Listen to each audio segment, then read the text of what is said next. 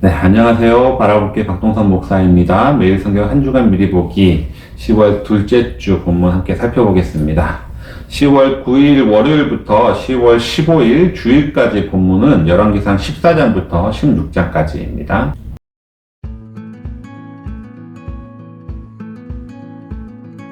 본문 들어가기 전에 그동안 열왕기상 우리가 살펴본 본문을 큰 틀로 살펴보면은 1장부터 2장은 다윗에서 솔로몬으로 왕권이 승계되는 과정이 기록되어 있고요. 3장부터 14장은 솔로몬 왕에 대한 기록입니다. 12장은 솔로몬 이후에 이스라엘의 분열 과정이 기록되어 있고 13장, 14장은 분열된 이후의 초대 왕들입니다. 북이스라엘의 여로보암과 남유다의 르호보암에 관한 기록들이었습니다. 그리고 15장, 16장은 그 이후의 왕들에 관한 기록인데요. 남유다는 아비암과 아사, 그리고 북이스라엘은 나답, 바하사, 엘라, 시므리, 오므리, 아합까지 그 왕들에 대한 이야기들이 기록되어 있습니다.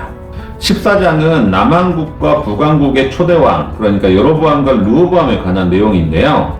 14장의 앞부분은 북이스라엘 여로보암에 관한 에피소드가 기록되어 있습니다. 선서 기자는 이 에피소드를 통해서 여로보암의 통치가 어떠했는지를 평가하고 있습니다. 그 이야기는 이렇습니다. 여로보암의 아들인 아비야가 병에 들었습니다. 그래서 여로보암이 자신의 부인에게 변장을 시켜서 실로의 선지자 아히야를 찾아가도록 합니다.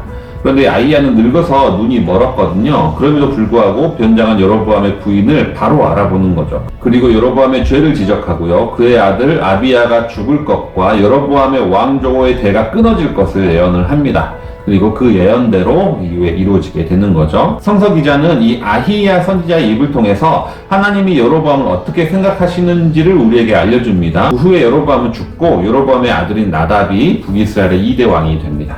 이후에 성경은 르호보암에 대한 평가를 하는데요. 르호보암 역시 암몬 사람인 자신의 어머니 영향을 받아서 우상을 세우는 죄를 범하게 됩니다. 그리고 이집트 왕 시삭의 침략도 받게 되는 거죠. 이전에 솔로몬은 이집트 왕 바로의 딸과 결혼함으로 인해서 이집트와 동맹을 맺었는데요. 그 이집트의 딸의 자녀가 아니라 암몬 여인의 자녀가 왕이 됨으로 인해서 당연히 이 동맹도 깨지게 되는 겁니다.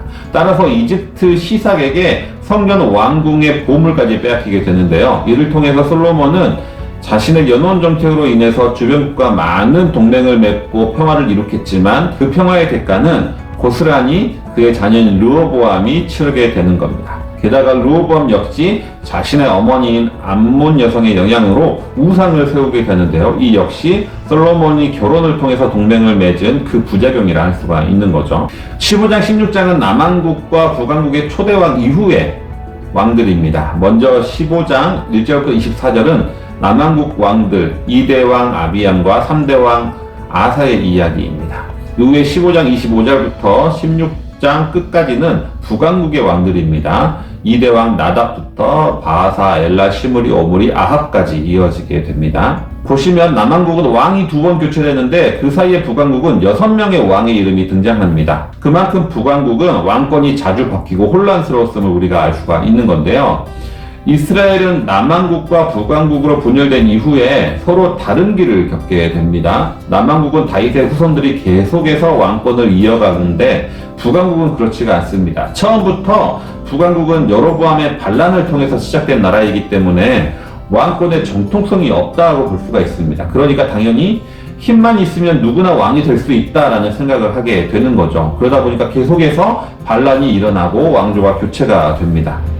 여로보암의 아들 나답은 바하사의 반란으로 인해서 죽고 바하사의 아들인 엘라는 시므리의 쿠데타로, 그리고 시므리는 오므리에 의해서 7일 만에 쫓겨나게 됩니다. 이후에 왕이 된 오므리가 왕권을 강화하면서 4대까지 왕조가 이어지는데 이 오므리 왕조 때 북이스라엘의 국가는 국력이 강화됩니다. 또 한 가지 살펴볼 것은 남유다와 북이스라엘의 관계입니다. 북이스라엘은 다윗 왕조에 대한 반란으로 시작되었습니다. 따라서 이 두 왕국은 당연히 사이가 좋지 않을 수밖에 없었던 거죠. 르호보암과 여로보암, 아비암과 여로보암, 아사와 바하사 사이에 지속적으로 서로 전쟁을 하고 갈등이 일어납니다. 그러다가 두 왕국은 언제 친해지느냐? 아사의 아들인 여호사밧과 아모리의 아들인 아합이 그때 이르러 서로 사돈 관계를 맺습니다. 그러면서 두 왕국이 동맹을 맺게 되는데요. 그 전까지는 계속해서 두 나라는 갈등하는 사이였습니다. 그렇다면 먼저 남왕국의 왕들을 살펴보겠습니다.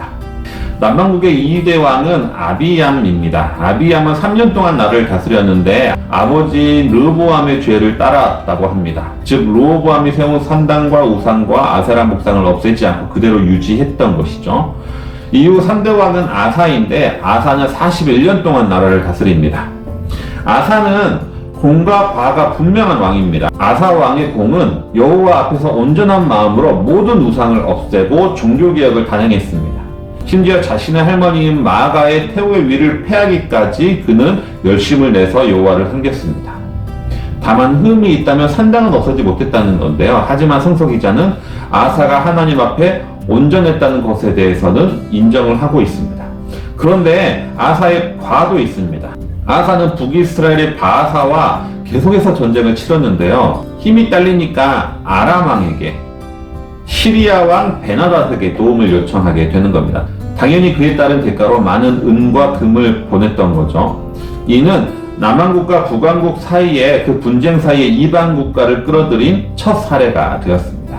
이후에 성서 기자는 북왕국에 대한 설명을 하는데요. 북왕국의 2대 왕은 나답입니다. 그러나 이때부터 북왕국의 반란의 역사가 시작됩니다. 나답은 2년 만에 바하사에 의해서 죽임을 당하게 됩니다. 그리고 바하사는 왕이 되자 여로보암의 온 집안을 전멸시킵니다.